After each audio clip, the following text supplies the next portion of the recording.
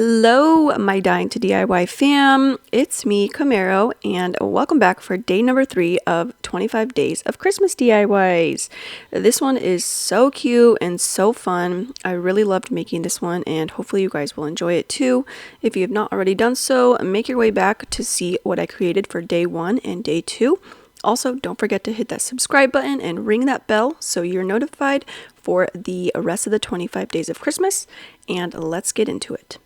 For this one, I'm using this little Love Lives Here sign. It's kind of got like a heart and it's like an inset, so it's like a 3D type of looking picture frame.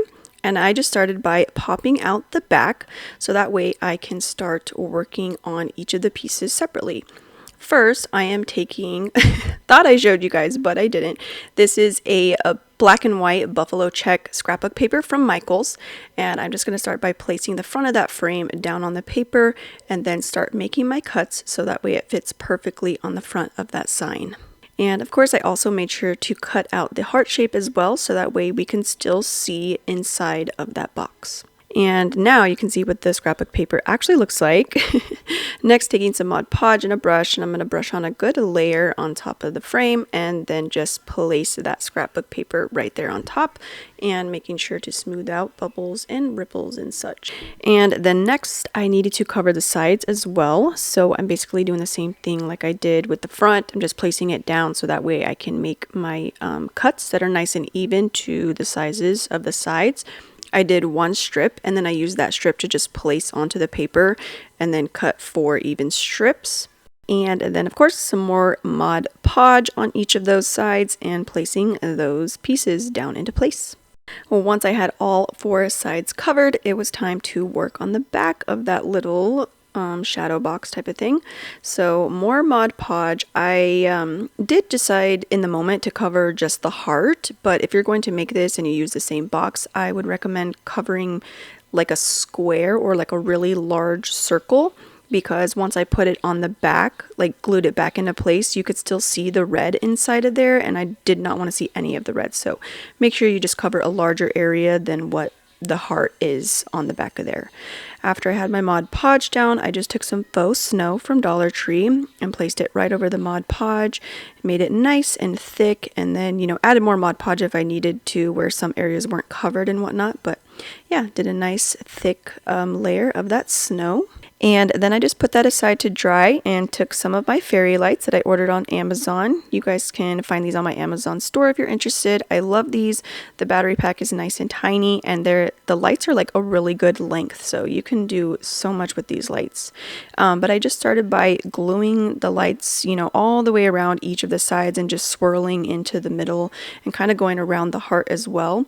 I did glue the battery pack in, which I do not recommend if you're going to make this. It just makes things so hard. So keep that battery pack loose so that way you can just kind of grab it from the middle of the heart when you want to turn it on or off, or if you need to change its batteries.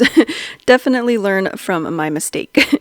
But here is what that hot swirly mess looked like once I was done gluing everything. And then it was just time to put the 2 pieces back together, and I did so by just using a little bit of hot glue. And then after that, I'm taking this really cute little wreath that has some faux berries. This is from Dollar General, I think. I'm not too sure, but I'm almost positive. And I just glued that onto the front. And I decided to use these little gingham check little mini bows that I ordered off of Amazon as well. And just placed a couple here and there. And then I decided to go through my little miscellaneous bag of like pine cones and loose berries and whatever those little white things are. I really don't know the name. Are those like some type of flower? I'm not sure. It's a miscellaneous bag of just like kind of Christmas things that I've collected. And I picked out my favorite ones, and then I just started gluing those down into place all around the wreath. And here is the final look. How stinking cute is this, you guys? I absolutely love it. I love that it's got like the inset on the back there. You can see the snow popping through, and then just like the contrast of the light and the dark colors. The red and green always pops, you know what I mean? And then you have some white on top of there. Cute little pine cones and those white little flower looking things. Again, not sure what they are. If you guys know, let me know down in the comments. I'm stumped. I don't know what to call them.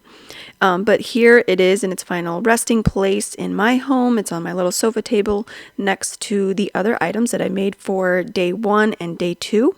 If you guys have not seen those videos, feel free to go back. I will link those in the card so that way you can easily click on that link and it'll take you right there. So if you want to see how I created those, definitely go check that out. Also, let me know what you think about this little project down below in my comment section. And here it is with the lights on. It's still kind of bright in my house. I unfortunately did not get like a video of it at night. My mistake, darn it. But here you can see that it actually like glows, and it's just really pretty at night too. There's just like the ambiance it gives off. But anyways, guys, thank you so much for watching. So happy to have you here for day 3, and so happy to have you be a part of the Dying to DIY fam. If you are not, there's still time. Don't forget to hit that subscribe button, ring that bell, like, comment, share, and I will see you guys for day 4. All right, bye.